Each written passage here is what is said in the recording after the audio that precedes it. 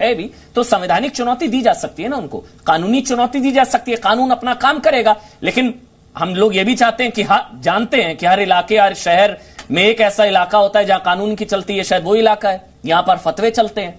और ये एक नहीं होगा, पता नहीं कितने हो गए। ये तो हमारे तक आ गई एक रिपोर्ट, आचार्य अंकुर आर्या जी। अमन भाई, सबसे पहले आपका बहुत बहुत धन्यवाद। और आपने जो पूछा है, संगीत रागी जी जो बात कह रहे हैं वो 100% सही है, और उसका कारण है उम्मत को आपको समझना होगा कि आप धरती के किसी भी कोने में क्यों ना रहते हो, लेकिन आपके साथ में कॉन्सेप्ट हमेशा साथ रहता है, वो होता है उम्मत का। कि आप कहीं भी हो, आप मुसलमान हैं, आप चाहे किसी भी स्थिति में हो, आपको अपनी जो हदीस है, जो कुरान है और जो आपका शरिया है, उसको हमेशा फॉलो करना है। तादाद में आप कम होंगे तो आप आराम से बैठे रहेंगे, वहां पे आप राम राम जी भी करेंगे। तादाद बढ़ती चली जाएगी तो वैसे वैसे इनकी स्थितियां बदलती चली जाएंगी। मैं बात कर रहा हूं जो एकदम कट्टरवादी, जो इस्लामिक विचारधारा को लेकर के, और अपने जो कैंटोनमेंट इन्होंने जगह जगह बनाए हुए हैं जहां पे ये अपने बच्चों को ट्रेंड करते हैं। कहा जाता है शैक्षणिक संस्थाएं हैं, लेकिन मैं उनको इनके कैंटोनमेंट कहता हूं, जहां पे इनके ट्रेनिंग प्रोग्राम चलते हैं, वहां बच्चों में ये बात कूट कूट कर भरी जाती है। और आप हमेशा देखना कि जो भी मॉडरेट मुस्लिम्स होंगे, अमन भाई, जो भी होंगे वो एक आयत आपके साथ में रखेंगे, 5:32, वो कहेंगे कि एक इंसान की हत्या बराबर सारी इंसानियत की हत्या। लेकिन वो कभी भी आपको 5:31 और 5:33 नहीं सुनाएंगे।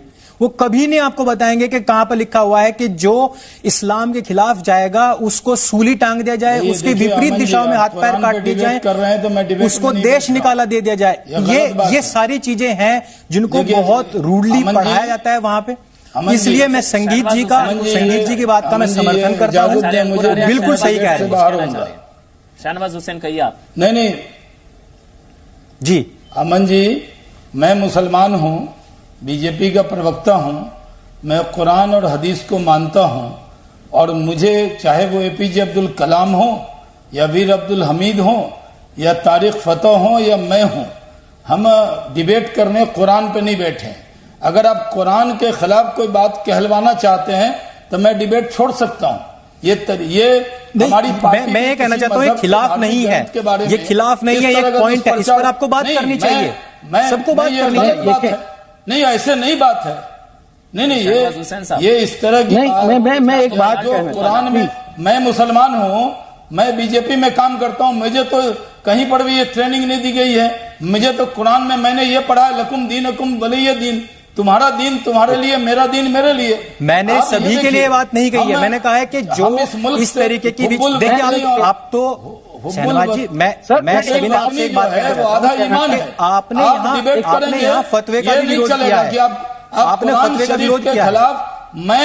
मैं बीजेपी में भी काम करता हूं, लेकिन मैं कुरान शरीफ के खिलाफ कोई बोले इस तरह की बात के लिए, डिबेट के लिए मैं उपलब्ध नहीं। शाहनवाज हुसैन साहब, मुझे हटाना है तो हटा दीजिए। शाहनवाज ये फतवों के खिलाफ था, मैं कुरान शरीफ के खिलाफ, आप भी फतवे के खिलाफ बोलना है या कुरान शरीफ पर डिबेट कर रहे हैं? आचार्य अंकुर आ रहा हूं मैं आपके पास। शाहनवाज हुसैन साहब, कुरान शरीफ ये फतवा गैंग के खिलाफ तो आप भी है फतवे पे कर रहे हैं, ये फतवा गैंग के खिलाफ तो आप भी है ना, तो मैं तो फतवा गैंग के खिलाफ ठोक रहा हूं। मैंने ओपनिंग रिमार्क में कहा है एग्जैक्टली, कुछ मुसलमान हैं, आप ये समझिए, भारत रत्न एपीजे अब्दुल कलाम भी, मौलाना अबुल कलाम आजाद भी कुरान के मानने वाले हैं, तारिक फतेह भी कुरान से अलग नहीं है। तो इनका ये मुर्शिदाबाद वालों का कौन सा इस्लाम है? ये मुर्शिदाबाद वाले कौन से धर्म को मानते हैं जो ये फतवा दे?